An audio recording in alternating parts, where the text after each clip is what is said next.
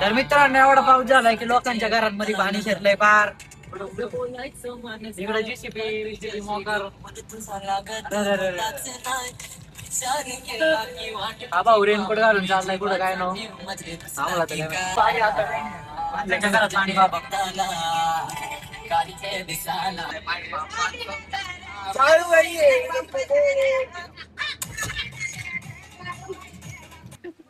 मित्रांनो इथं वड्याला पूर आलाय नाही का मस्त की पूर बघायला चाललोय आम्ही.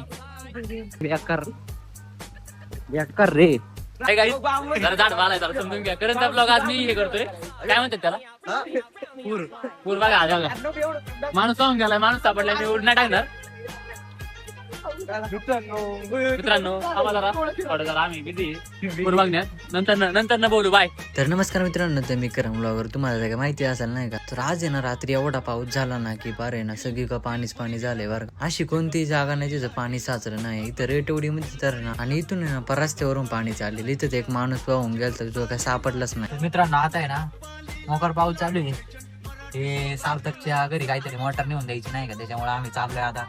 याच्यामुळे पावसा पाण्यात जायला लागते आम्हाला आबंड निवड. काय अक्कलच नाही याला.